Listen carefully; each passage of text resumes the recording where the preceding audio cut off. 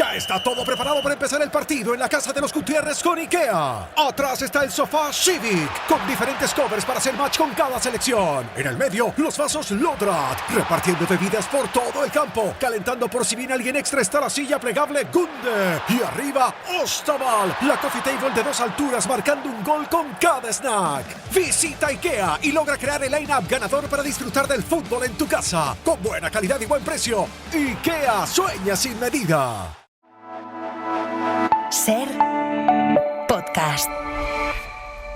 Estás escuchando el Abierto de Hoy por Hoy. Cada día analizamos las noticias más relevantes de la actualidad, las claves políticas, económicas y sociales, con las voces de los protagonistas y los distintos puntos de vista de nuestros tertulianos.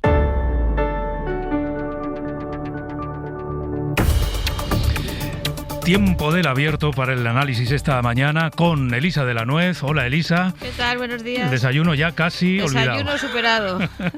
Y Antón Losada, que está en Coruña. Antón, buenos días, bienvenido. Buenos días, Pedro. ¿Qué tal? ¿Cuánto tiempo? Sí, unos cuantos años. Sí. Yo, que te he seguido viendo, sobre todo en las redes.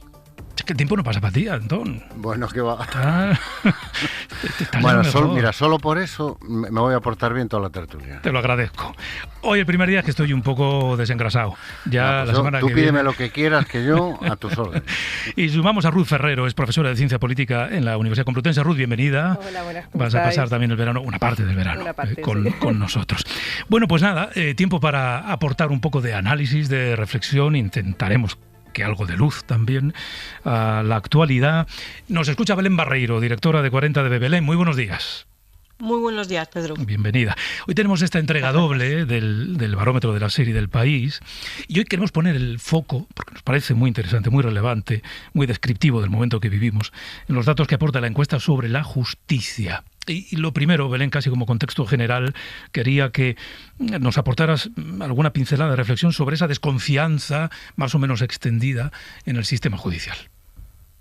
Sí, efectivamente, el sistema judicial nos sale muy bien parado, eso ya lo veíamos con datos del Eurobarómetro, que España es de los países en los que más desconfianza hay en estos momentos. Aquí se confirma que esa desconfianza existe, pero lo que vemos que es muy interesante es que esa desconfianza no se debe a un recelo que se distribuya igual entre las personas de izquierda y de derecha, sino que por el contrario, esa desconfianza, ese suspenso en confianza que le otorga la ciudadanía a la justicia se debe a las malas notas de los votantes progresistas en bloque, ¿no? Tanto de los votantes de Podemos, de Sumar, como los votantes del PSOE.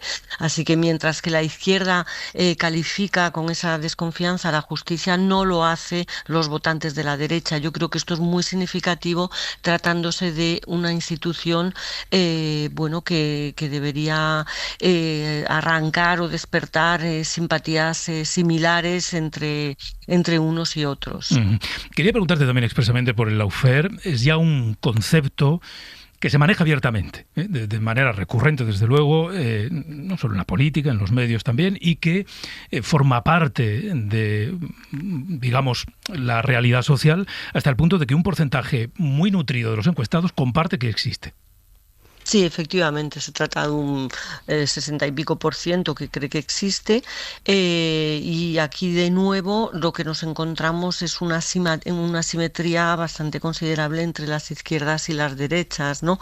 De nuevo, cuando se analiza si existe, quiénes son los que dicen, tienen mayor propensión a comentar que existe el lawfare, esta percepción está más extendida entre las izquierdas, pero sobre todo los votantes de izquierda, en torno a un 80% de ellos creen que el lawfare se ejerce contra el gobierno y los partidos de izquierda, ¿no? Frente a porcentajes muchísimo más bajos en el caso de la derecha. Entonces sí que existe, así lo creen los votantes de izquierda y de derecha, pero digamos que mientras que los de derecha creen que está distribuido de manera, más o menos equilibrada, los de izquierda tienen claro que se concentran en los partidos que les les representan. Unos se sienten más víctimas que otros, ¿no? Exactamente. De ese lawfare. Una pregunta más, que tiene que ver con la otra parte del barómetro, no te quito más tiempo, que es el electoral. No aporta, digamos, grandes vaivenes, grandes movimientos desde el último, pero confirma algunos fenómenos relevantes. Primero, esa dimensión que es considerable de la brecha, digamos, entre la suma de las derechas y la suma de las izquierdas, creando estos dos bloques, digamos, generales. Y el segundo, que también es interesante y que no solo lo apunta este sondeo, pero también, que es la incapacidad que está teniendo el Partido Popular para hacer crecer de manera, digamos, considerable su base, pese a todo lo que está pasando, pese a la acumulación de casos y de escándalos o de supuestos escándalos. En términos de voto, está en los términos del 23, Belén, del 2023. Efectivamente, está en una situación muy parecida a la de 2023, con un cambio importante, y es que la fotografía en términos de cuántos ciudadanos hay que se definen de derechas y de izquierdas en España con respecto a 2023 sí que ha cambiado, ¿no? En 2023, cuando en los barómetros que hacíamos entonces, había como en torno a 14 puntos más de ciudadanos que se definían de izquierdas que de derechas, y ahora mismo hay solamente 4 puntos más. Por tanto, el mercado electoral de la derecha se ha expandido, y en esa situación de expansión el Partido Popular no crece, ¿no? Porque el partido que crece es Vox. Y eso es en cierto sentido, una anomalía, ¿no? Están en la oposición, compitiendo por unos electores que son cada vez más numerosos y que, sin embargo, no consiguen ese rédito, ¿no? Bueno, a saber qué pasará cuando se convoquen elecciones. Efectivamente. Que parece, porque luego la política también tiene giros de guión, como decía hoy a las 8, pero parece que la idea de Pedro Sánchez es aguantar unos meses. Él dice agotar la legislatura. Si esto es así, a saber qué pasa en el 2027. Belén Barreiro, directora de 40DB, muchas gracias por acompañarnos. Muchas gracias a vosotros. Bueno, vamos a hacer una primera ronda de reflexión y de análisis, y después le vamos a pedir a Pedro Jiménez, compañero nuestro de la sección de Política y Tribunales, que nos sitúe ante algunas de las reformas esenciales que tiene pendiente todavía el sistema judicial, el modelo judicial en nuestro país, y que podrían explicar, en cierta manera, algunas de las impresiones o de las realidades. Porque, claro, Antón, empiezo por ti, hablando del lawfare. Antes, Elisa, antes de las 8 menos 10, decía, bueno, esto es la impresión, la percepción, esto es, que tiene la opinión pública, que se va construyendo a través del discurso que hacemos los medios o que hacen los políticos. Habrá quien diga, no es una percepción, es una realidad del libro. Bueno, no sé, ¿en qué lado estás tú, Antón?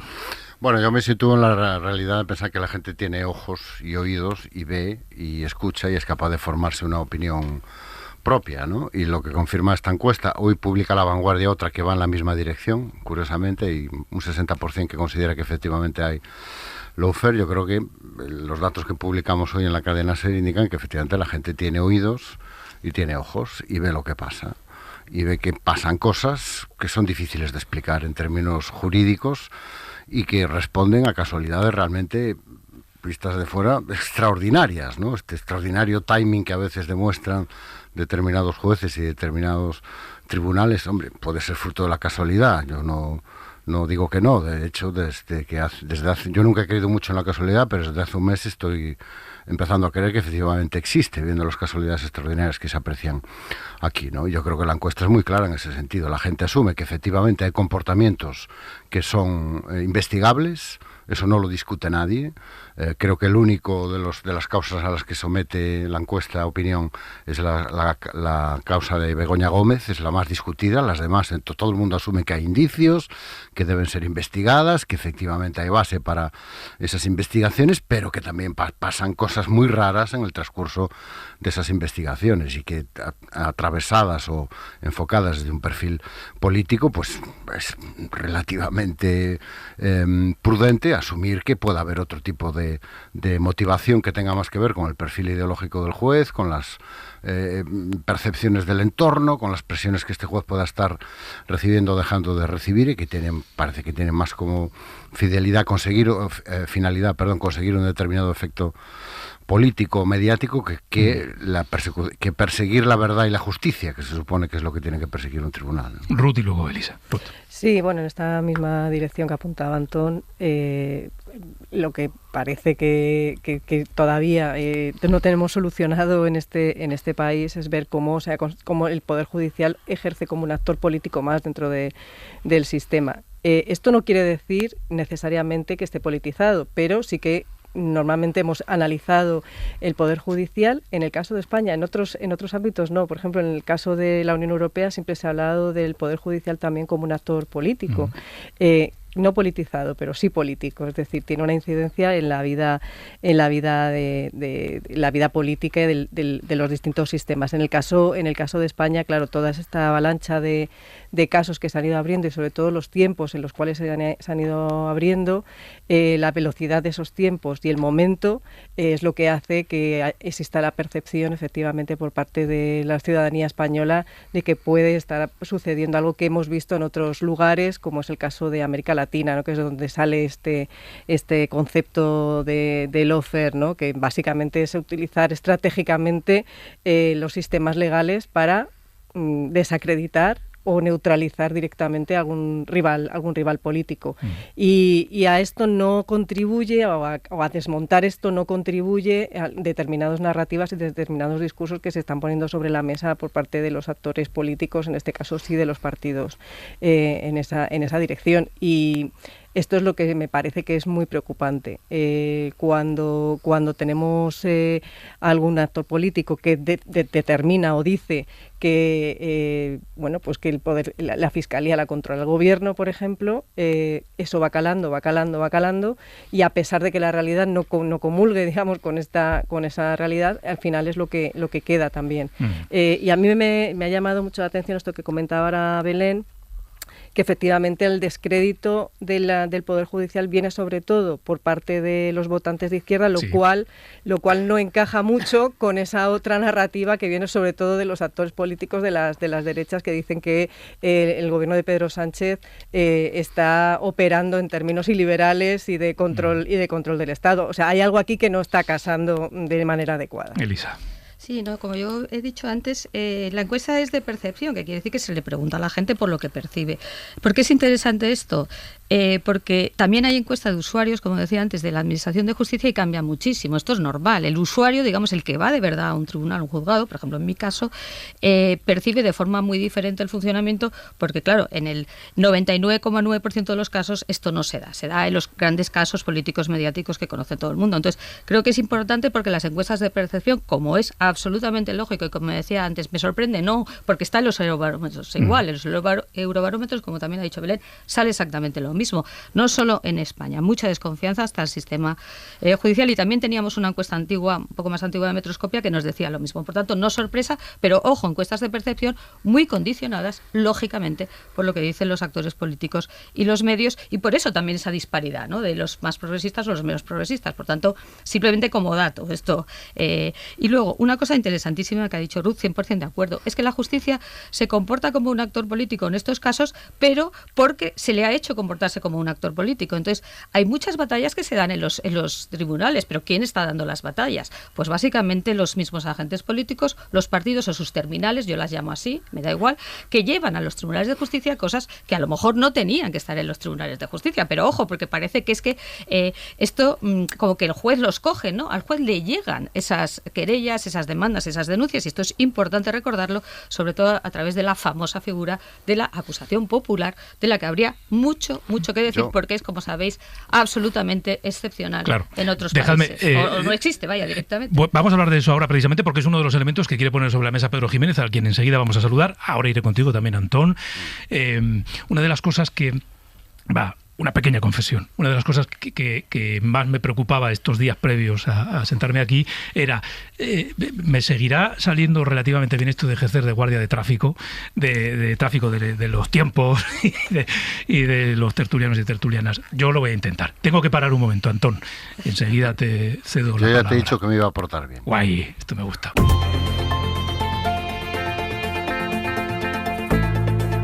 Abierto.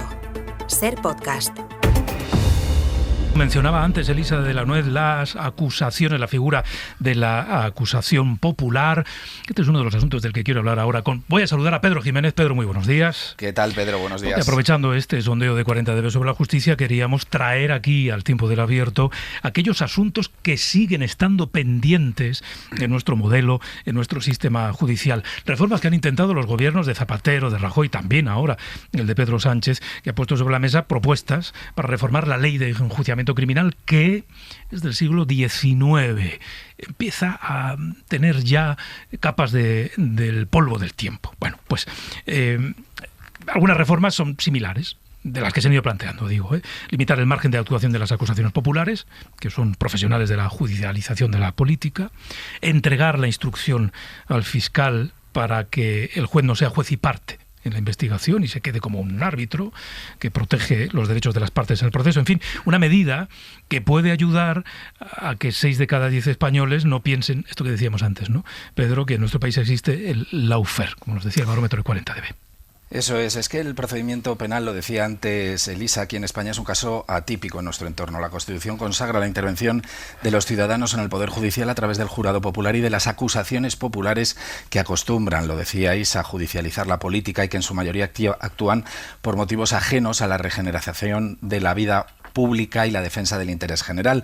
Construyen supuestos casos de corrupción, se personan en otros y actúan como correa de transmisión del sumario, haciendo que desaparezca su carácter reservado. Todos lo tenemos en la memoria, en la retina. Montan autobuses, cuelgan lonas con soflamas políticas, convocan a manifestantes y dan ruedas de prensa a las puertas de los juzgados cuando terminan las declaraciones. Hasta les queda tiempo para alguna performance. Fíjate, los ultracatólicos de Hazte-Oír tiraron unas esposas al abogado de Begoña Gómez cuando el juez le retiró el pasaporte. ¿Se ha entregado el pasaporte? Las necesita, desde Hazte-Oír se las entregamos. Uy.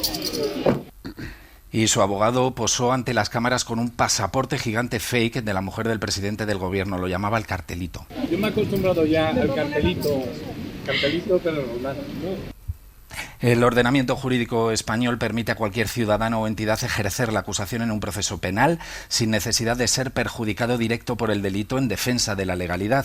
Los gobiernos de Zapatero, de Rajoy y ahora el de Pedro Sánchez han presentado reformas legales para limitarla. Así lo defendía Félix Bolaños. Es una herramienta que utilizan las organizaciones ultras, muy bien financiadas, para perseguir a personas progresistas y a su entorno solo por ser progresistas. Esta es la realidad que hoy existe en nuestro país. La reforma actual, la de este gobierno, propone impedir la acusación a sindicatos y partidos políticos, limita el catálogo de delitos en donde cabe esta figura a aquellos que afectan al interés colectivo y, en tercer lugar, que haya una vinculación legítima entre la organización que ejerce la acusación popular y el objeto del procedimiento, de tal manera que evitamos la utilización absolutamente espúrea que hacen las organizaciones ultraderechistas hoy de la acusación popular. Que la instrucción pase al fiscal y que el juez se convierta en un juez de garantías, en el árbitro que vigila que se respeten los derechos de investigadores e investigados. Esta es la segunda asignatura pendiente. El cambio de modelo persigue eliminar una fase de instrucción lenta, burocrática y plagada de recursos para ir a un modelo, con el marco legal adecuado, eso sí, de investigación penal por parte del fiscal y la policía judicial. ¿Por qué, Pedro? Pues porque el modelo actual es menos garantista. El mismo juez que acuerda una prisión provisional o una intervención de las comunicaciones es el que te manda a juicio. Con esta reforma investigaría el fiscal, si no ve delitos lo archiva, si ve delito lo presenta ante el juez de garantías, que es el que decide si reúne los elementos para abrir juicio o no. Y un argumento más que no es menor. La criminalidad está cada vez más organizada, es más compleja.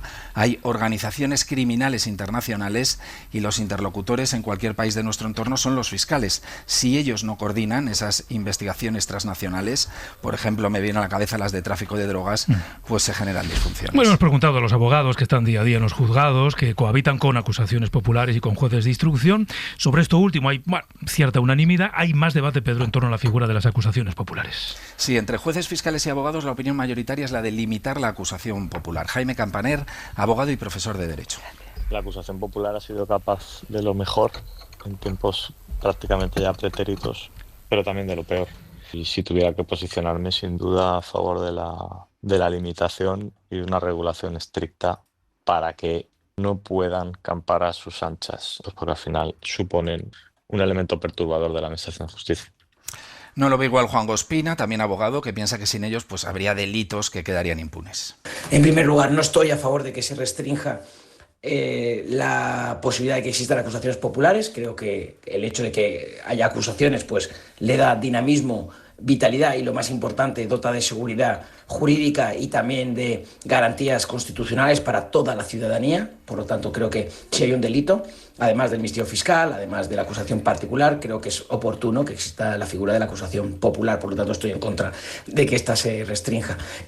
Y en el día a día, ¿qué es lo que vemos los que estamos relacionados con la Administración de Justicia? Pues que dentro de sus posibilidades, del margen de actuación que tienen, los jueces ponen coto a las acusaciones populares, les exigen fianzas elevadas o les obligan a todas a ir bajo un único abogado, pero no basta, y hay un espejo en el que podría mirarse el legislador para abordar este problema. La jurisdicción de lo contencioso lo restringe mucho. Tumbó la primera demanda contra la ley de nietos, que ahora está de moda, la presentó una asociación ultra en 2023, ahora la ha vuelto a interponer otra asociación similar, y entonces les dijeron que no tenían legitimación para la jurisdicción contencioso-administrativa.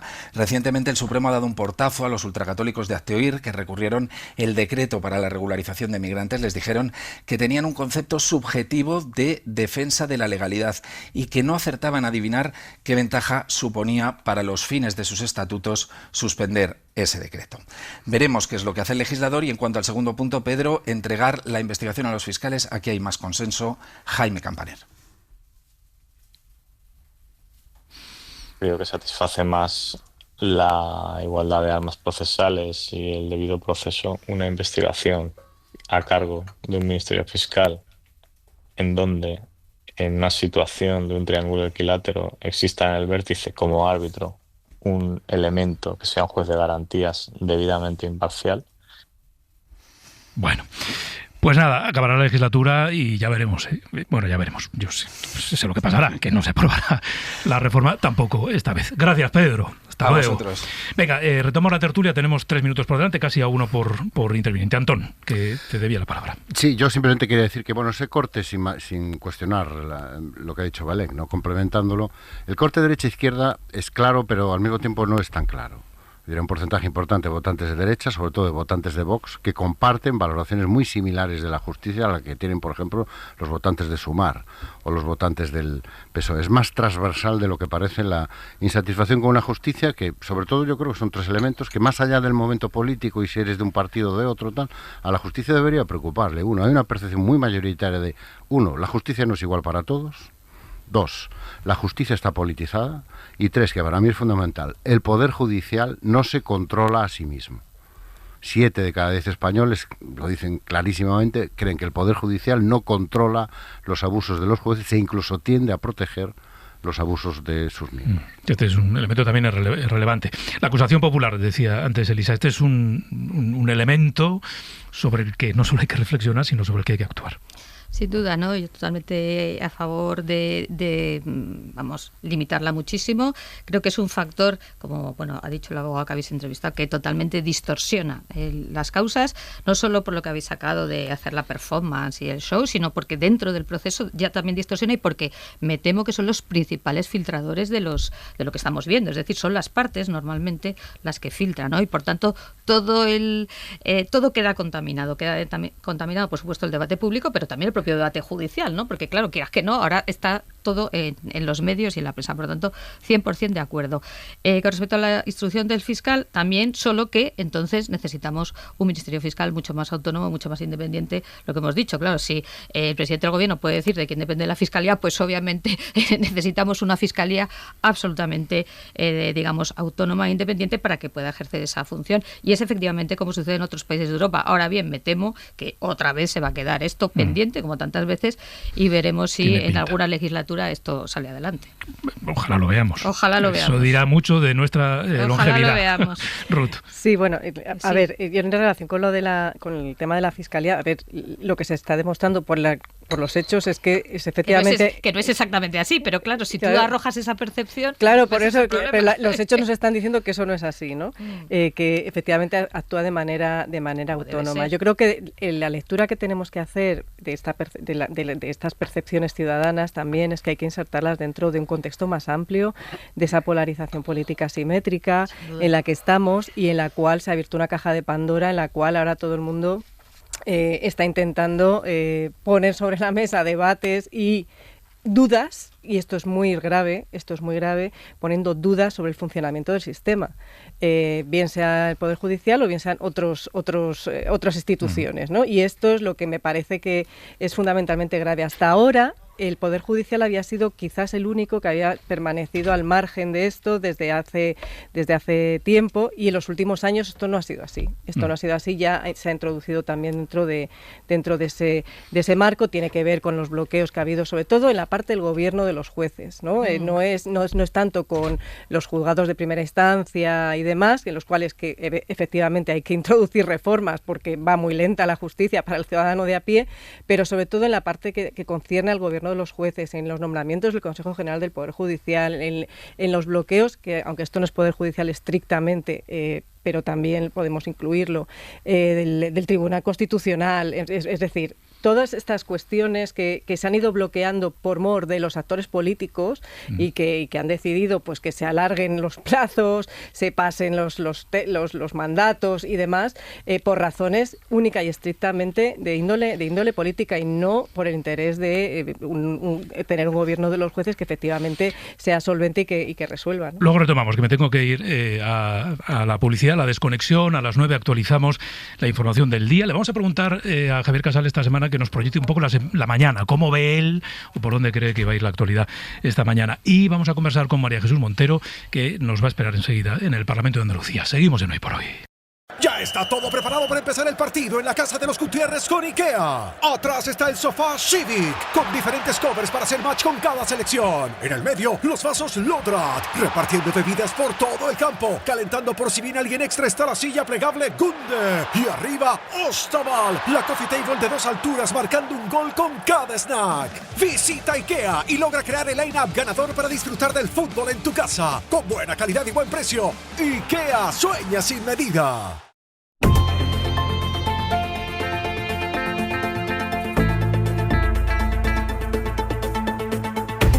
Seguimos en el tiempo de tertulia con Elisa de la Nuez, Antón Losada y Ruth Ferrero, pero antes esa conversación que ya hemos iniciado con María Jesús Montero, líder del PSOE de Andalucía, que nos escucha desde el Parlamento andaluz. Bueno, la legislatura allí, señora Montero, ha comenzado ya, echa a andar. Sí. ¿Cómo se le presenta a usted, señora Montero? ¿Qué pinta tiene, permítame esta expresión, para el PSOE esta legislatura después de su resultado en las últimas elecciones? Bueno, siempre una legislatura es una oportunidad para volver a recobrar la confianza de los ciudadanos, para volver a trasladarle, ¿no?, nuestro proyecto político, la alternativa que representamos, en un marco en el que ahora el Partido Popular y Vox están haciendo una enmienda a la totalidad de todo lo que Moreno Bonilla representaba anteriormente.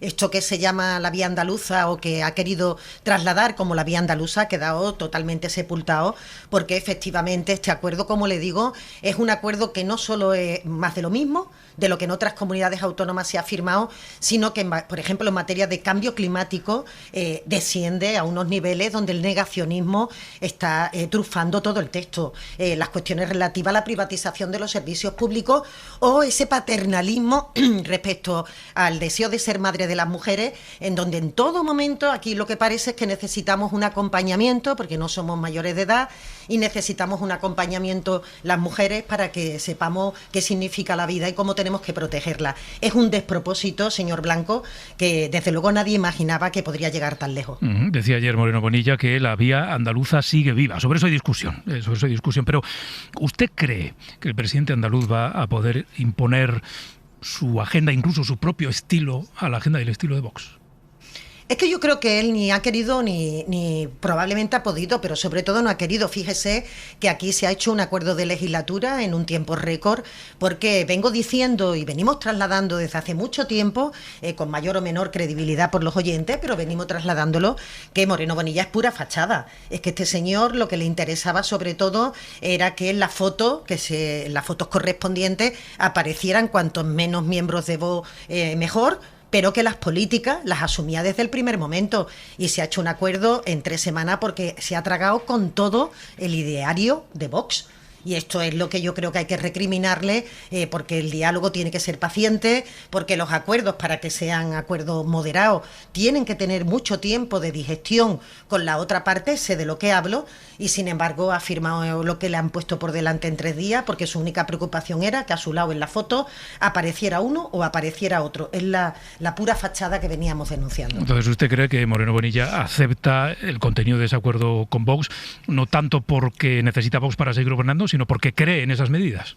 No, lo que le digo es que, por supuesto, a él le hubiera gustado gobernar en solitario. Bueno, a cualquier político nos gustaría gobernar en solitario, pero que le ha preocupado más la foto o el número de miembros que estuvieran en su gobierno que las políticas. Las políticas las ha asumido desde el primer día, multiplicada por 2. No solo lo que ya se había venido firmando, sino, como le digo, este acuerdo de 150 puntos, que no es tontería, desciende a unos niveles tan preocupantes, le digo, en materia de igualdad, de protección climática o en todo lo que tiene que ver con los servicios públicos, la vivienda, el discurso de siempre de los ocupas y sobre todo la xenofobia y la discriminación, segregación de personas que está en todo el texto. ¿Usted cree que van a llegar al final de la legislatura juntos? Bueno, no lo sé. A mí lo que me preocupa es que han echado a andar juntos y que en este momento, desde luego, el Partido Socialista se plantea ser un dique de contención a todos esos retrocesos que ellos quieren hacer avanzar, y queremos trasladarle a la ciudadanía que, por supuesto, nosotros tenemos un proyecto alternativo y tenemos una forma de hacer política que difiere sustantivamente. Aquí la palmada en la espalda o el selfie está muy bien cuando no hay problemas, pero cuando hay problemas, pues evidentemente la gente quiere gobernantes serios, contundentes, que defiendan sus ideas y que si hacen acuerdos lo defiendan, no que encima que hace un acuerdo se haga la víctima. ¿Cómo van a ser dique de contención desde el punto de vista solo parlamentario? ¿Se plantearán también acudir, no sé, antes hablábamos de la justicia, a los tribunales cada vez que sea necesario? Por supuesto, ¿no? Si se atraviesan las líneas que están protegidas por nuestra Constitución o por el derecho español, acudiremos a los tribunales, pero estaremos con otros colectivos, con otras entidades que también en el propio texto sufren muchísimo en relación, por ejemplo, con las ONG que atienden a inmigrantes, donde se les llama poco menos que chiringuitos y que no se les va a dar financiación pública. Se reduce a la mitad la financiación de los actores del diálogo social, me estoy refiriendo a la patronal o a los propios sindicatos, con lo cual se vuelve a demonizar, ¿no?, que la representación legítima de los trabajadores pues quede reducida a la nada. Es que hay tantas cosas, señor Blanco, que desde luego el acuerdo de 150 puntos daría para 2 o 3 días estar hablando de la profundidad política, no tanto ya de lo que puede ser la espuma, de lo que pueda aparecer en un primer plano, como de la profundidad política, de cómo un Partido Popular está asumiendo al dedillo, al pie de la letra, todos y cada uno de los preceptos de Vox. Entonces, entiendo que en su opinión este acuerdo que se firma en nombre de los andaluces deja fuera a muchos andaluces. A muchísimos andaluces. Por supuesto, no creo que la mayoría de las personas que han votado al Partido Popular tuvieran en la cabeza que la hoja de ruta para los próximos 4 años fuera esta. Yo estoy convencida de que se sienten defraudadas por el señor Moreno Bonilla, como fraude fue el discurso de investidura. ¿Cómo es posible que ante un acuerdo de 150 puntos que no se improvisa en una tarde, el Parlamento andaluz no pudo hablar de esto porque Moreno Bonilla se escondió? Y yo creo que los acuerdos que se hacen con cobardía son acuerdos vergonzantes, que por tanto son acuerdos que el otro sabe que son absolutamente negativos para Andalucía. Cuando digo el otro, me refiero al actual presidente de la Junta. Eso es tanto como decir, le pregunto, que usted cree que si votantes del PP hubiesen sabido antes de las elecciones que su voto iba a derivar en este acuerdo, ¿no habrían votado al PP? No tengo duda, lo veníamos advirtiendo y es verdad que durante estos 4 últimos años de mayoría absoluta del Partido Popular se ha querido proyectar una Andalucía de bombo y platillo, que no tiene parangón con la realidad que viven los ciudadanos, pero los ciudadanos de esta tierra confían en que las cosas pueden ir por buen tono, pero cuando hemos visto el acuerdo es que yo creo que ni en el peor de los sueños hubiéramos imaginado que Moreno Bonilla iba a claudicar de esta manera ante el acuerdo, y lo que pone de manifiesto es que nunca le importó la política, siempre estuvo, como hemos dicho, en el escaparate, y él quería trasladar una imagen de moderación que nunca existió. Lo que pasa es que lo había tenido fácil porque tenía mayoría absoluta y por tanto por demérito del PSOE como por demérito también de otras fuerzas políticas, pues estaba gobernando en solitario. Tengo que preguntarle por algunos asuntos que nos llevan a la etapa en la que usted era ministra de Hacienda. Usted habrá oído estas últimas horas al Partido Popular hablar de la SEPI como una especie de cueva de Alibaba, ¿no? Como el centro de toda la corrupción. Señora Montero, ¿usted escuchó hablar en algún momento, supo de la existencia de ese grupo que formaban Leire Díaz, Anchón Alonso y el expresidente de la SEPI? En absoluto. Imagine que si hubiera en algún momento tenido la mínima sospecha, cualquiera que me conozca sabe que inmediatamente me pongo manos a la obra para averiguar si es que hay algo que está ocurriendo. O sea, en ningún momento, y además quiero defender la profesionalidad y los valores de la presidenta de la SEPI, de Belén Gualda, que ha hecho un trabajo magnífico, y fíjese que por ahora los expedientes tampoco marcan que haya habido ningún tipo de alteración en los expedientes administrativos, y esto es importante, porque estos expedientes fueron a Europa, los ha visto la Intervención General, algún juzgado cuando en el caso, por ejemplo, de Plus Ultra o de Europa se han estado estudiando, y los expedientes a priori no tienen ningún problema. Aquí el problema es un grupo de personas aprovechadas, de personas que no tienen ningún tipo de valores, que se desvían absolutamente de lo que implica trabajar para un gobierno socialista y en el que han estado metidos en sus negocios y en sus cosas de forma deplorable. En ese grupo de personas estaría también Vicente Fernández, expresidente de la SEPI. Sí, estaría también porque por lo que hemos visto en los autos, los indicios, está metido en todas las salsas, ¿no? Quiero decir que está referido por la UCO, referido por los tribunales y por tanto también le alcanzaría a él. Hay que recordar que estamos hablando de hechos que ocurrieron 2 años después de que él saliera de la SEPI, pero al parecer lo que mantiene el juez es que aprovechó los contactos previos para intentar tener una influencia y aprovecharse económicamente de esa influencia. ¿Se ha arrepentido alguna vez de haber confiado en él? Siempre, cuando una persona te falla, te arrepientes de haber confiado, pero en aquel momento no había ningún indicio, ninguna materia que nos hiciera pensar en esto, todo lo contrario. Era número 1 de su promoción, abogado del cuerpo de abogados de la Junta de Andalucía, ha sido interventor de la Junta de Andalucía. Desde luego el currículum le acompañaba, ¿verdad? Lo que pasa que luego hemos visto unos hechos que desde luego lo separan absolutamente de mi código de conducta y por supuesto de lo que se espera de un dirigente público.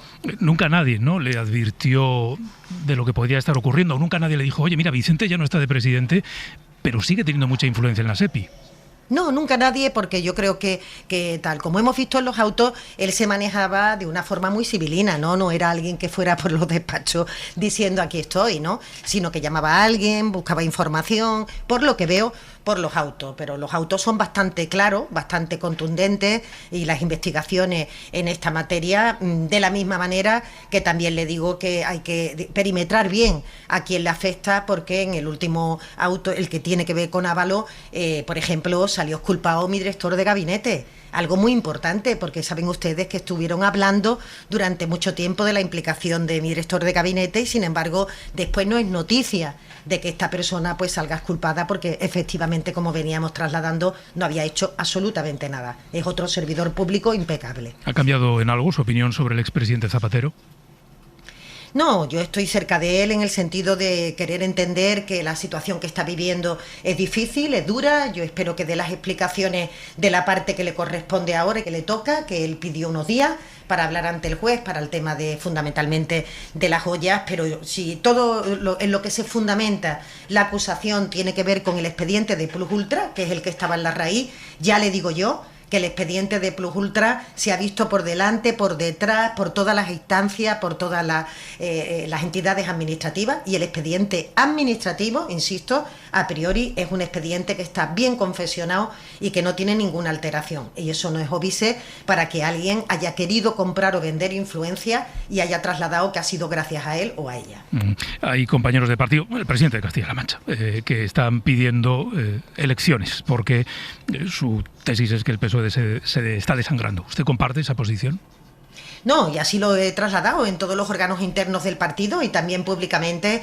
Yo soy de las que opinan que mientras que haya un proyecto político que pueda mejorar la vida de la gente y que se pueda seguir desarrollando, lo tenemos que hacer por mandato popular, porque una legislatura dura 4 años y por tanto tenemos la necesidad de volver a recuperar esa confianza de los grupos políticos dentro de la Cámara que nos permita, por ejemplo, avanzar en materia de vivienda con el último decreto ley que aprobó el Gobierno para congelar los alquileres, que afecta a casi 1 millón de personas las subidas de los alquileres, y luego por otra parte con dependencia, ni más ni menos que el compromiso que se hace realidad de que esta legislatura iba a abonar el 50% de la financiación de la dependencia. Son cosas muy importantes que tenemos que hacer, pero entiendo que con el ruido político pues hay algunos que desde luego pues no escuchen este sonido de la política, que es lo que se pretende. María Jesús Montero, gracias por habernos acompañado esta mañana. Buenos días. Muchas gracias a todas y a todos. El Abierto. Ser Podcast. Con Elisa de la Nuez, Antón Losada, Ruth Ferrero, seguimos en el tiempo del análisis. Vamos a partir de algunas de las cosas que nos ha dicho María Jesús Montero, retomar el análisis más puramente político sobre el escenario actual. Empecemos mirando Andalucía, porque creo que tiene mucho interés, Ruth, ahora empiezo por ti, ese intento del presidente andaluz de mantener vivo ese concepto de la vía andaluza, ¿no? Ayer él mismo decía, no, la vía andaluza sigue viva, porque la vía andaluza es sí al acuerdo, sí al pacto. Por cierto, lo defiende él mismo, que en su momento dijo no a pactar con Vox. Aquella vía andaluza debía ser un desvío de la vía, ¿no? Pero bueno, en todo caso, la necesidad que tiene Moreno Bonilla ante sus propios votantes de decirle no, mi estilo sigue siendo el mío, mi vía sigue siendo la mía, y que engancha con algo que decía María Jesús Montero de yo estoy convencida de que si algunos votantes del PP hubiesen sabido que el resultado de su voto iba a ser este pacto con Vox, quizá no lo hubiesen votado. Bueno, esto es una hipótesis difícil de demostrar porque no se van a repetir las elecciones. Claro, lo que intenta Moreno Bonilla es mantener la ilusión de que efectivamente hay otras formas desde el centro derecha actual de hacer política al margen de la presión de la extrema derecha, pero lo que se ve a partir de los pactos que se han estado firmando es que la capacidad que tienen los reaccionarios de secuestrar la agenda política y de poner, digamos, sus prioridades en la agenda pública es mucho más fuerte de lo que ha podido ser capaz de resistir en este caso Moreno Bonilla, que además no es que haya puesto muchísima resistencia, más allá de lo que son las formas y el discurso, ¿no? Y en ese sentido, apelando un poco a la política comparada, que es a lo que yo me dedico en general, me parece que estamos aplicando poco esos estudios comparados, porque lo que estamos observando en todos los países de Europa, y no solo de Europa, pero fundamentalmente, es cómo efectivamente esas fuerzas de las derechas radicales están consiguiendo poco a poco y cada vez con más fuerza implantar y poner sobre la mesa asuntos ante los cuales el centro derecha, en lugar de intentar ponerse enfrente o defender efectivamente los principios que ellos han defendido en términos de Estado de Derecho, de derechos fundamentales, de otro tipo de cuestiones, lo que están haciendo es renunciar a ellos. Lo hemos visto, y aquí me parece que es muy importante, por ejemplo, mirar en relación a las políticas migratorias. Las políticas migratorias es como la red flag, una bandera roja de por dónde pueden ir avanzando, digamos, estas políticas más que renuncian, digamos, a la defensa de lo que llamamos la defensa de los valores europeos, ¿no? Y aquí lo vemos desde el centro derecha y en algunos lugares también desde el centro izquierda, como hay un pliegue, digamos, o un repliegue a los postulados de estas derechas, que plantean efectivamente cuestiones que tienen que ver como la prioridad nacional sobre supuestos que son falaces, que no hay por dónde cogerlos, pero que calan de manera sistemática en las percepciones de opinión pública, que al final, como hemos visto antes con la encuesta de la justicia, son fundamentales para luego tener un rédito político, etcétera, etcétera. Y en el caso de Andalucía ahora mismo, el Moreno Bonilla se cae, digamos de ese posicionamiento que era como una vía alternativa a la vía Ayuso en el caso del Partido Popular, de gobernar en solitario pero con otros mimbres, es decir, una suerte de posicionamiento más liberal o más liberal, diría yo, en relación con los postulados mucho más duros de la presidenta de la Comunidad de Madrid. Elisa y luego Antón. Sí, no, totalmente de acuerdo. Lo que pasa es que los números son los números, ¿no? Y a él le hizo un cálculo y le salió mal directamente, ¿no? Él pensaba que no iba a necesitar a Vox para gobernar y por tanto podía seguir con esa línea que efectivamente vendía un poco, ¿no? Eso. Pero claro, yo quiero recordar que cuando desde la izquierda se critica con toda la razón del mundo el pacto con Vox, pues también hay la posibilidad de abstenerse y dejarle gobernar, aunque sea con una mayoría simple y muy condicionada. Lo digo porque siempre se nos olvida que al final lo que quieren los líderes de los partidos es gobernar. Y por tanto, esto de decir, el cinturón sanitario, claro, pero si yo no tengo ninguna otra opción de gobernar, voy a elegir eso, y lo hacen todos, ¿eh? Esto yo creo que hay que dejarlo claro, porque si no, no se entienden muchas cosas. Dicho eso, es obvio que un pacto con la ultraderecha, aunque sea de retórica y de contar lo que sea, tiene evidentes consecuencias para el centro derecha, una persona que se supone que tenía un talante más moderado, con lo cual se le hace, digamos, se le mete ya en el saco, ¿no?, de todos los pactos del PP con Vox. Yo no sé luego cómo lo gestionará, pero no veo mucha diferencia. Pero sí quería un poco mencionar el tema de la prioridad nacional, porque creo ahora desde un punto de vista técnico-jurídico que tiene problemas desde el punto de vista también de la Unión Europea, y por tanto veremos si luego esto de verdad se quiere trasladar a normas autonómicas concretas. Ahí seguramente se puedan hacer cosas más allá de, por supuesto, rechazarlo y pensar que efectivamente al final, como dice Ruth, es que el centro derecha compra, ¿no?, esta línea. También una cosa que ha dicho María Jesús Montero y me ha llamado la atención. ¿Los votantes del PP no hubieran votado esto? Pues no lo sé, ¿no? Porque entre la disyuntiva de, oiga, quiero que siga gobernando Moreno Bonilla y solo tiene la opción de hacerlo con Vox, seamos realistas, pues a lo mejor sí lo hubieran votado. Digo porque yo eso no lo tengo tan claro. Antón. Bueno, siempre se habla de la abstención para facilitar el gobierno del PP. Bueno, o del PSOE, sí, ya, bueno, ojo, quiero decir, esto no va por... En este caso estamos hablando del PP. Como si no hubiera pasado nunca en España. Y os recuerdo que pasó, y no hace mucho. Y el principal partido de la oposición facilitó con su abstención el gobierno del Partido Popular, con el impacto tranquilizador que todos hemos podido apreciar en la política española desde que eso sucedió. Como el Partido Popular ha sabido agradecer, digamos, ese apoyo y devolvérselo al PSOE con la misma lealtad con la que el PSOE se comportó. Sánchez fue el que no en aquel quiso, caso. ¿No? Bueno, es igual, yo vuelvo a lo mismo. Vale. Podemos comprobar los efectos balsámicos que ha tenido sobre la política española en los últimos años, y como insisto, ha contribuido a centrar al Partido Popular y a buscar efectivamente esa opción siempre que ha tenido ocasión. No ha elegido a Vox, ha elegido intentar la abstención del Partido Socialista. Entonces, podemos seguir alimentando esta ilusión como si fuera algo que fuera a pasar, pero yo creo que los responsables de que no pase son fácilmente identificables, ¿no? Dicho esto, bueno, es que yo, Moreno Bonillo, me recuerda un poco a mi hija cuando era pequeña. Se pegaba un golpe y se levantaba y decía, estoy bien. Eso hace el mío también. Claro, y como si no hubiera pasado nada, ¿no? Y yo creo que está un poco en la fase, estoy bien. Tranquilos que estoy bien, estoy entero y no ha pasado nada. Pero sí ha pasado. Y no solo en Andalucía. El Partido Popular planteó un tour electoral para demostrar dos cosas. Una, que era la alternativa al PSOE y que el PSOE se estaba hundiendo. Ha conseguido demostrar que el PSOE efectivamente está muy desgastado, pero el electorado le ha dicho que la alternativa no es el PP, que la alternativa es el PP y Vox. Y además se lo ha dicho con más claridad en cada elección. Y cuando le han planteado abiertamente esa pregunta, que fue en el caso andaluz, acordaros, Moreno Bonilla, lío, no quiero lío, quiero una mayoría absoluta y tal, la respuesta del electorado fue aún más contundente, que es, no quieres lío, toma 2 tazas de lío. Entonces ahora vas a tener que pactar con Vox sí o sí.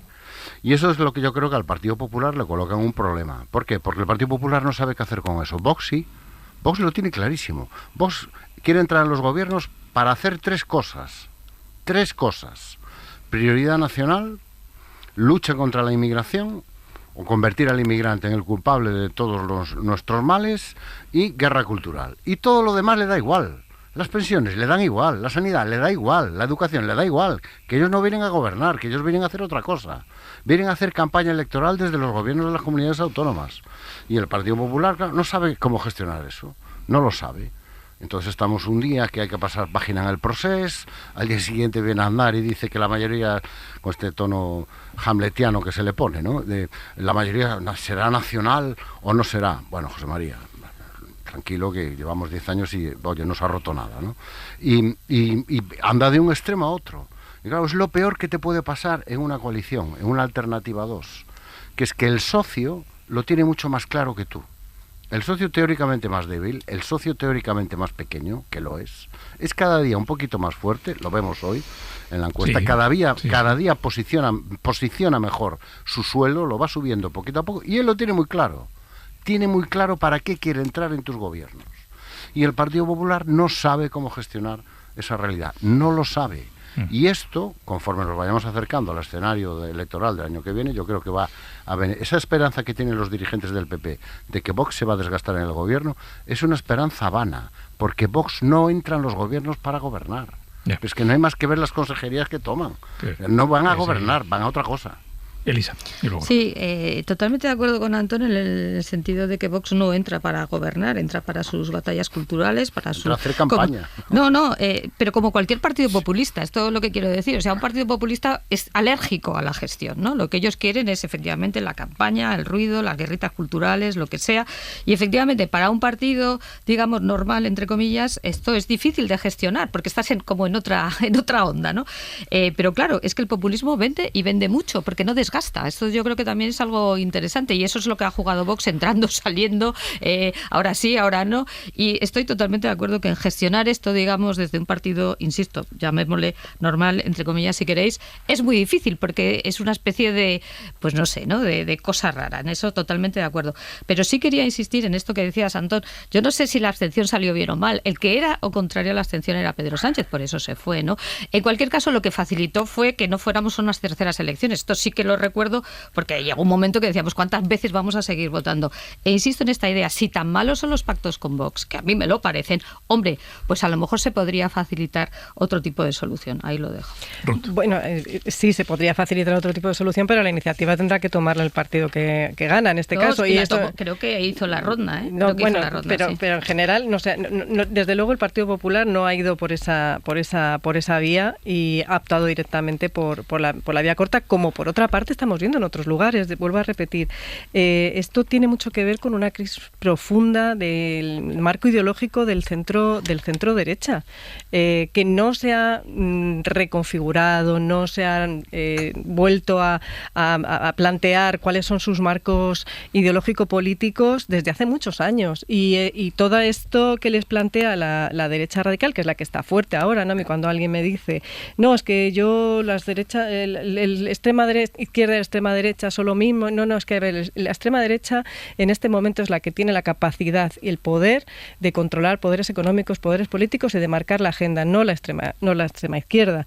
Y en este caso, este centro derecha, que viene muy en declive desde hace tiempo, que ha abandonado los postulados demócrata cristianos, que opera en términos nacional conservadores y demás, pues encuentra un apoyo, un punto de apoyo en los postulados que vienen desde este otro lado, que efectivamente operan en términos de guerra cultural, pero no solo, porque todo lo que tiene que ver con prioridad nacional, todo lo que se está proponiendo en el marco migratorio también conlleva gestión, pero es una gestión negativa, y esto es algo que tenemos que tener en cuenta. Si desde los partidos centrales sistémicos no somos capaces o no son capaces de plantear unos marcos discursivos narrativos y unas propuestas políticas proactivas que desmonten estos discursos y estas propuestas de los reaccionarios, es imposible que la ciudadanía y el electorado pueda elegir, digamos, entre distintas alternativas. Si tú no hablas de que efectivamente con un incremento de la población lo que tienes que hacer es hacer una adaptación de los servicios públicos, que es ahí hacia donde hay que poner el foco, pues el discurso que te dice que es que los inmigrantes son los que reciben más que los nacionales, pues cala entre la población. Y esto es un fallo sistémico de los dos partidos centrales del sistema político. Elisa y luego Antón, y os pregunto luego por la SEPI y lo que ha dicho María Jesús Montero. Sí, totalmente para decir, de acuerdo con Ruth, y como decíamos al principio, es que la percepción es muy importante y al final acaba influyendo en la propia política. Entonces, si tú dejas, y estoy totalmente de acuerdo, ese discurso público en manos, digamos, en este caso de la extrema derecha, y a la gente no le explicas un poco lo que está diciendo Ruth, 100% de acuerdo, aquí lo hemos dicho muchas veces, oiga, es que si llega más gente hay que adaptar los servicios públicos que tenemos, hay que adaptar las infraestructuras, hay que adaptar la sanidad, etcétera, etcétera. Esto no es un tema, digamos, muy opinable, ¿no? Pero si eso se deja de lado y todo es que los inmigrantes fenomenal que vengan o los inmigrantes que fatal que vengan, pues no estás teniendo el debate público serio que hace que al final se recoja esta, digamos, percepción de yo no tengo el acceso que debería tener a la sanidad o estoy muy apretado en el metro, donde sea, porque hay muchos inmigrantes. Y este discurso no se ha hecho en términos, digamos, serios de debate un poco. Y además otro ejemplo maravilloso es el de la ley de nietos. Y dirás, ¿qué tiene que ver? Pues que no ha habido un debate público en condiciones, a mi juicio, sobre lo que puede suponer o dejar de suponer. Claro, inmediatamente lo dejas en manos de los extremos, que si hay muchos inmigrantes, que si puede haber un pucherazo, etcétera, etcétera. Entonces, estoy muy de acuerdo con Ruth y creo que hay que reivindicar que falta debate público riguroso, solvente, quizá porque los partidos centrales están más cómodos hablando de otras cosas. Antonio. Yo no creo que el avance de la extrema derecha sea un problema de falta de debate, ni creo que a la extrema derecha se la pueda derrotar a base de poner encima de la mesa datos, evidencias y argumentos. ¿Por qué? Porque ellos no trabajan en ese género. Es que no es eso lo que ofrecen. Ellos no ofrecen políticas, ni trabajan sobre datos y sobre evidencias y sobre un debate racional en torno a las diferentes alternativas. La extrema derecha juega otra cosa, que es a explotar los sentimientos y aprovechar las ventanas de oportunidad que se le van abriendo. Y hay que aprender a jugar en ese terreno. Pero es que siempre ha jugado ahí. ¿Cuál es el problema? Uno, que las ventanas de oportunidad se le han abierto mucho más. ¿Por qué? Porque venimos de una gran recesión y venimos de una pandemia. Y eso claro que tiene impacto sobre el sistema, pero sobre cualquier sistema del mundo. Lo asombroso es que nos haya derrumbado. Venimos de dos macroacontecimientos globales que han cambiado completamente las perspectivas, las esperanzas, los sueños y las pesadillas de media humanidad, especialmente de la gente más joven, que no ve el mundo como lo veíamos nosotros antes de todo esto. Y eso es fácilmente explotable. Y eso es lo que en parte, junto con otros elementos que no tenemos tiempo ahora, explica el avance de la extrema derecha. Pero eso por sí solo no lo explica. ¿Sabes cuál es el problema? El problema no es que no se le confronten alternativas, que lo es. El problema es que una parte de la derecha se las está comprando. Es que eso es lo dramático. Es que políticas y mensajes que estaban completamente fuera del sistema ahora están dentro.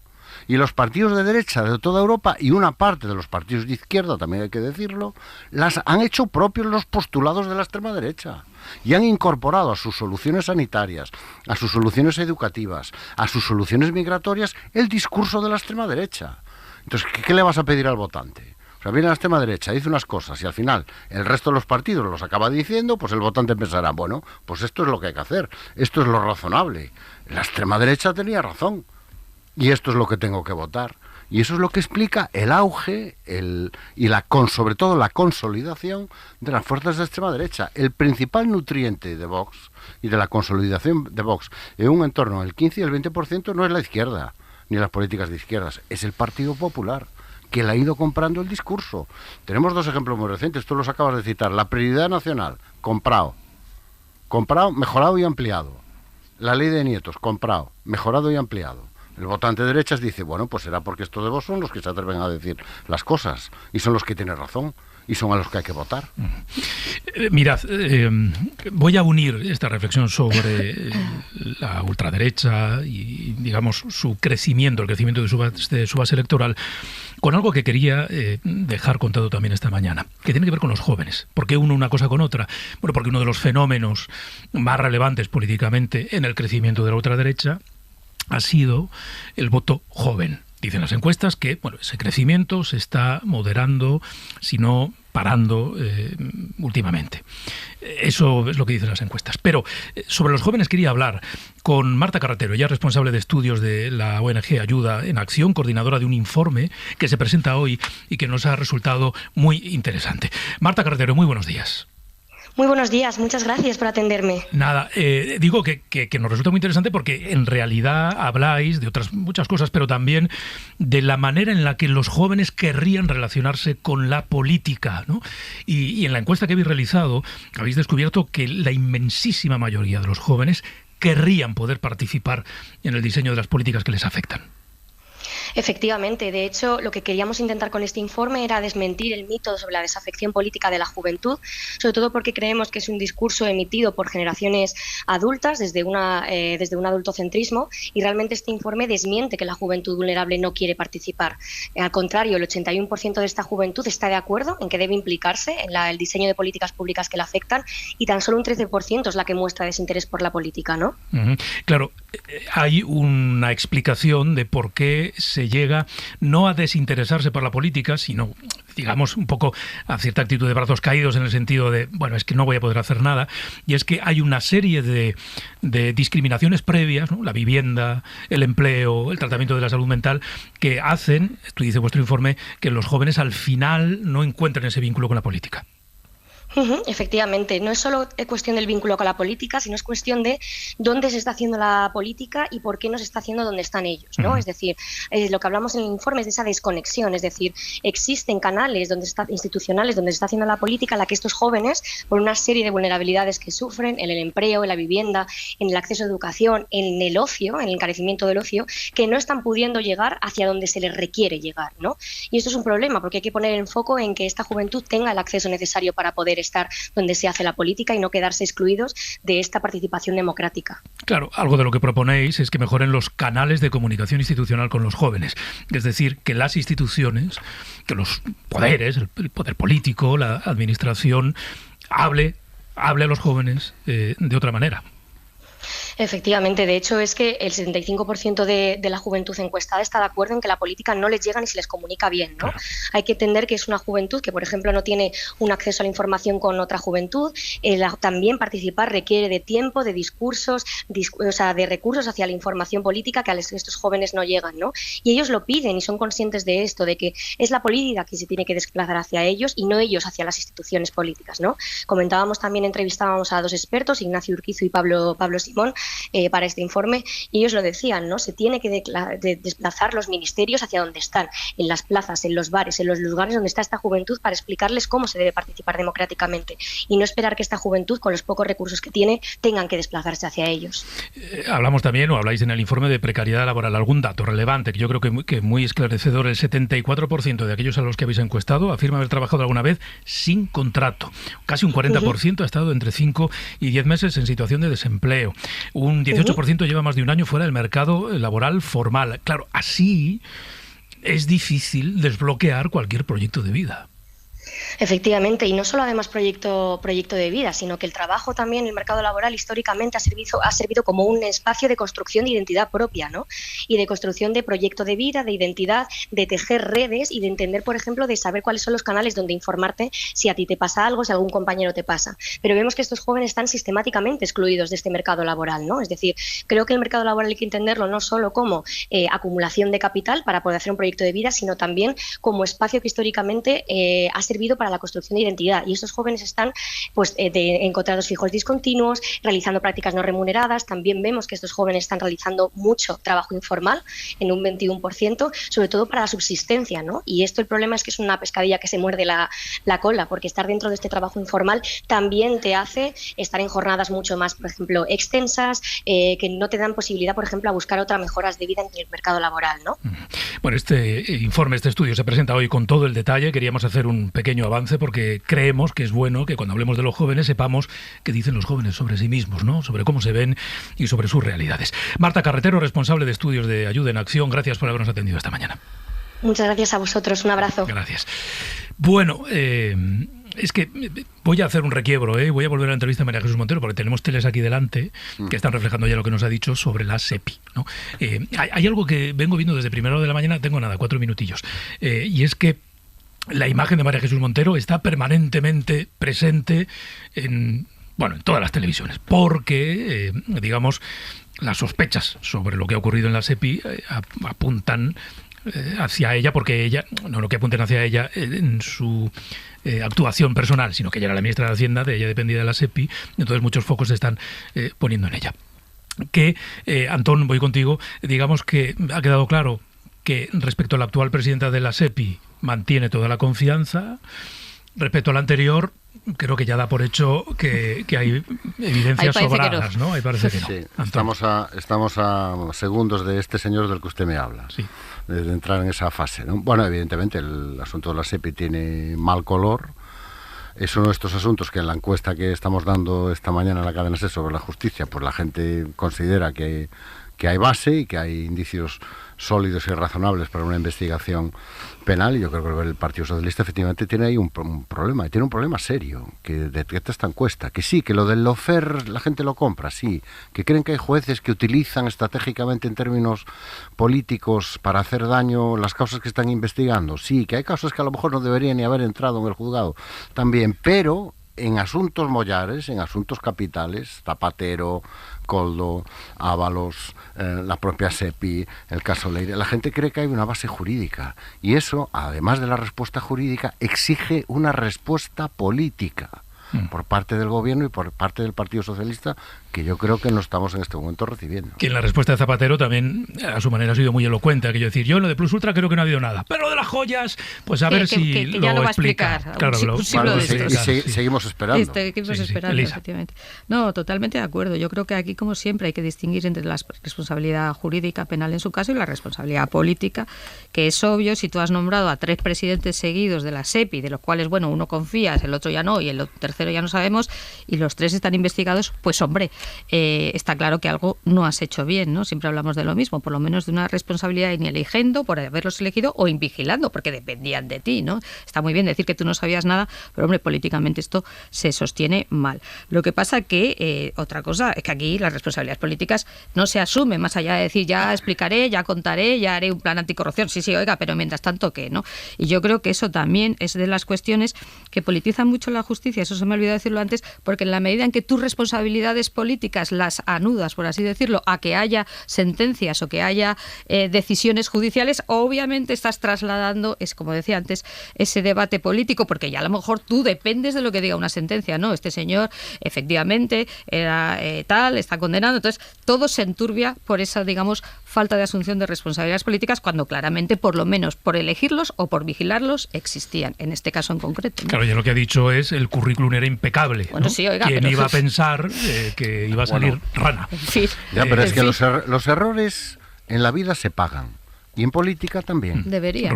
Sí, bueno, es que me suma lo que dicen mis compañeros, que es que evidentemente aquí hay que asumir responsabilidades políticas, y lo que estamos asistiendo es también a una resistencia numantina por parte de los responsables políticos del actual gobierno, no solo en este caso, ¿no? En el caso de la directora de la Guardia Civil es algo que parece alucinante, ¿no? Que no se la haya cesado, que ella misma no haya dimitido en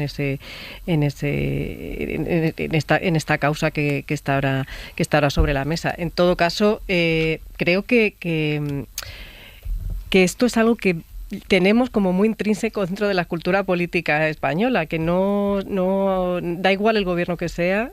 Cuesta mucho renunciar a los puestos de poder y de asumir esas responsabilidades políticas por lo que pueda venir después, ¿no? De hecho, estaba pensando por ejemplo, en el caso Ábalos, que no quiso renunciar a su escaño y le ha ido mucho peor que si hubiera renunciado a su escaño, ¿no? Pensando que ese blindaje institucional le iba a ayudar y para nada, todo lo contrario. En ese sentido, sí me parece que tampoco puedo añadir mucho más a lo que planteaban Elisa y Antón. Quiero decir que hay que asumir responsabilidades políticas, hay que asumirlas. Que los procedimientos judiciales van a seguir su cauce y sus tiempos, pues también. Otra cuestión es que efectivamente en esas causas en las cuales parece a todas luces que no hay una base legal que efectivamente pueda sostener algunos tipos de procedimientos, eso es otro cantar, ¿no? Esos distintos niveles en los cuales se está operando, ¿no? Ya está todo preparado para empezar el partido en la casa de los Gutiérrez con IKEA. Atrás está el sofá Civic, con diferentes covers para hacer match con cada selección. En el medio, los vasos Lodrat, repartiendo bebidas por todo el campo. Calentando por si viene alguien extra está la silla plegable Gunde. Y arriba, Ostaval, la coffee table de 2 alturas marcando un gol con cada snack. Visita IKEA y logra crear el line-up ganador para disfrutar del fútbol en tu casa. Con buena calidad y buen precio. IKEA sueña sin medida. ¿A quién no le gusta volver a un lugar en el que ha sido feliz? Voy a añadir algo más. Les prometo que va a ser solo hoy, nada más que hoy. Pero permítanme un pequeño guiño a la nostalgia. ¿A quién no le gusta volver a una canción en la que fue feliz?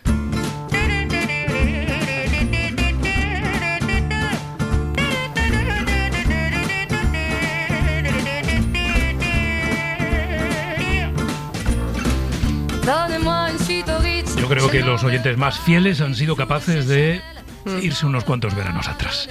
Con Zaz y aquellos veranos en los que utilizábamos a Zaz para avanzar. Hola Pascual, hola Teresa. Hola. Cosas que van a pasar en este Hoy por Hoy a partir de hoy. Efectivamente, a partir Nuevas. de las 10 de nuevo. A ver cómo nos queda. Yo creo que bonito, que lo hemos pintado bien. Sí. A las 10 vamos a salir todos a contarte un poco qué nos preocupa. Entonces ahí de sorpresa. Yo es que este verano dije, ¿cómo puedo hacer para trabajar menos que Toma otros ya, veranos? para que trabajemos los demás. Pues eso, que trabajen los demás. Preguntarle al equipo, oye, ¿de qué queréis hablar? Eso es. Pues a las 10 te lo vamos a contar. Qué asambleario. Y luego, a las 10:30 va a venir Aitana Castaño, que es la profesional de tener 2 vidas, con la sección Agente Doble, que nos va a explicar cuántas vidas se pueden vivir en un verano. Y nos va a traer hoy a 2 personas que durante el año se dedican a una cosa y en verano tienen otra profesión muy distinta. Ojo a Pascual. Ojo, Pascual. Yo lanzo una idea revolucionaria, copernicana, diría yo. Yo digo que mi pueblo es el nuevo Bilbao. O sea, Pozondo es el nuevo centro del universo del mundo, sí. Y reto a debatir esta idea con cualquier oyente de cualquier pueblo de España en el 900-100-80. El que piense que su pueblo es la hostia puede llamar aquí. Pero claro, yo el primer día no me puedo pelear con todos y por todo. Entonces planteo un reto. Yo digo que en mi pueblo, zamarros e zamarras, tenemos el mejor saludo del mundo mundial. Pueden llamarnos al 900-100-800. Esto, ojo, los lunes les pido que combatan la idea de Pascual Donate de que Pozondo es el mejor pueblo de España. Sin duda. Oye, a lo mejor lo es. Bueno, a lo mejor demostramos que lo es, pero él dice, tenemos el mejor saludo, somos los más cariñosos saludando a la gente. Demuestren que no es verdad. 900-100-800. 900-100-800. A las 11:30. Ahí estaremos.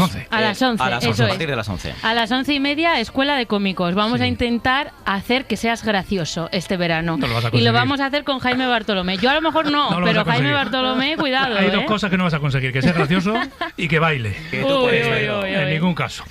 Bueno, gracias. Todo eso a partir de ahora. Gracias, Elisa, Ruth, Antón. Hasta luego. Hasta luego. Para no perderte ningún episodio, síguenos en la aplicación o la web de la SER, Podium Podcast o tu plataforma de audio favorita. Ya está todo preparado para empezar el partido en la casa de los Gutiérrez con IKEA. Atrás está el sofá Civic, con diferentes covers para hacer match con cada selección. En el medio, los vasos Lodrat, repartiendo bebidas por todo el campo. Calentando por si viene alguien extra está la silla plegable Gunde. Y arriba, Ostaval, la coffee table de 2 alturas marcando un gol con cada snack. Visita IKEA y logra crear el line-up ganador para disfrutar del fútbol en tu casa. Con buena calidad y buen precio. IKEA sueña sin medida.